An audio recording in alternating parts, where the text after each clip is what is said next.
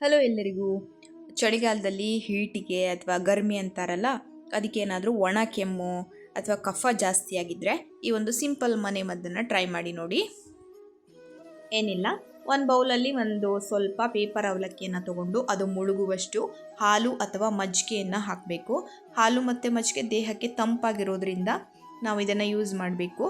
ಇದನ್ನು ಮುಳುಗುವಷ್ಟು ಹಾಕಿ ಅದಕ್ಕೆ ಒಂದು ಸ್ವಲ್ಪ ಬೆಲ್ಲವನ್ನು ಹಾಕಿ ನೀಟಾಗಿ ಮಿಕ್ಸ್ ಮಾಡಿ ಒಂದು 4 ಚಮಚವನ್ನು ಒಂದು ದಿನಕ್ಕೆ 4 ಬಾರಿ ತಗೊಳ್ಬೇಕು. ಹೀಗೆ ಒಂದು 3 4 ದಿನ ಮಾಡ್ತಾ ಬಂದರೆ ನಿಮ್ಮ ಒಣ ಕೆಮ್ಮು ಕಡಿಮೆ ಆಗುತ್ತೆ. ಇದೊಂದು ಪಾಯಿಂಟ್ ನೆನಪಿರಲಿ, ನಿಮಗೆ ಥಂಡಿಯಿಂದ ಏನಾದರೂ ಕೆಮ್ಮು ಸ್ಟಾರ್ಟ್ ಆಗಿದ್ದರೆ ಅಥವಾ ಜಾಸ್ತಿ ತಂಪಾಗಿದ್ದರೆ ಈ ಒಂದು ರೆಮಿಡಿಯನ್ನು ಯೂಸ್ ಮಾಡಲಿಕ್ಕೆ ಹೋಗಬೇಡಿ. ನಿಮಗೆ ಗರ್ಮಿ ಅಥವಾ ಕಣ್ಣಲ್ಲಿ ಮಡ್ಡ ಜಾಸ್ತಿ ಆದಾಗ ಇರ್ಬೋದು, ಆ ಥರ ಹೀಟಿಗೆ ಏನಾದರೂ ನಿಮಗೆ ಥಂಡಿ ಆಗಿದ್ದರೆ ಅಥವಾ ಒಣ ಕೆಮ್ಮು ಜಾಸ್ತಿ ಆಗಿದ್ದರೆ ಮಾತ್ರ ಇದನ್ನು ಯೂಸ್ ಮಾಡಿ. ಒಮ್ಮೆ ಟ್ರೈ ಮಾಡಿ.